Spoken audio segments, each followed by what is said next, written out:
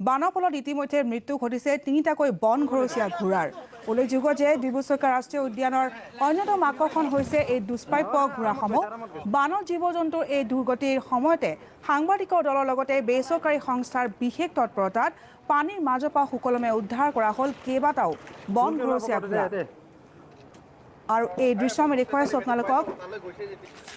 ৰাজ্যৰ প্ৰান্তে প্ৰান্তে এতিয়া কেৱল বানৰ কালৰূপ। ভদিয়া বনত ক্ষতিগ্ৰস্ত হৈছে ডিব্ৰু-ছৈখোৱা ৰাষ্ট্ৰীয় উদ্যানো। বানৰ ফলত ইতিমধ্যে মৃত্যু ঘটিছে তিনিটাকৈ বন ঘৰচীয়া ঘোঁৰাৰ। উল্লেখ কৰিব পাৰি যে ডিব্ৰু-ছৈখোৱা ৰাষ্ট্ৰীয় উদ্যানখনৰ অন্যতম আকৰ্ষণ হৈছে এই দুষ্প্ৰাপ্য ঘোঁৰাসমূহ। কিন্তু বানৰ জীৱ-জন্তুৰ এই দুৰ্গতিৰ সময়তে সাংবাদিকৰ দলৰ লগতে বেচৰকাৰী সংস্থাৰ বিশেষ তৎপৰতাত পানীৰ মাজৰ পৰা এই দৃশ্য আমি দেখুৱাইছোঁ কিদৰে সুকলমে উদ্ধাৰ কৰা হৈছে কেইবাটাও বন ঘৰচীয়া ঘোঁৰা।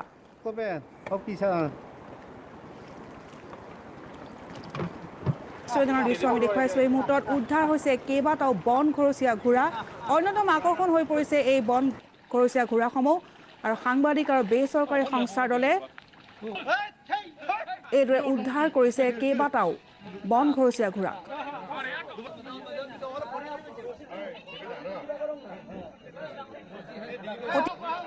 উদ্ধাৰ কৰা হৈছে তিনিটাকৈ বন ঘৰচীয়া ঘোঁৰা। আমি দেখুৱাইছোঁ আপোনালোকক দৃশ্য। সাংবাদিকৰ দল লগতে এটা বেচৰকাৰী সংস্থাৰ উদ্যোগত তৎপৰতাত এইদৰে উদ্ধাৰ কৰা হৈছে পানীৰ মাজৰ পৰা কক-বকাই থকা এই ঘোঁৰাকেইটাক।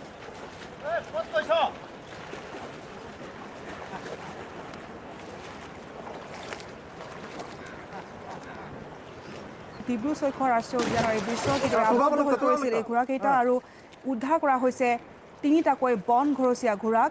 সাংবাদিকৰ দল লগতে বেচৰকাৰী সংস্থাৰ তৎপৰতাত এইদৰে সুকলমে উদ্ধাৰ কৰা হৈছে পানীৰ মাজত আবদ্ধ হৈ থকা এই ঘোঁৰাকেইটা।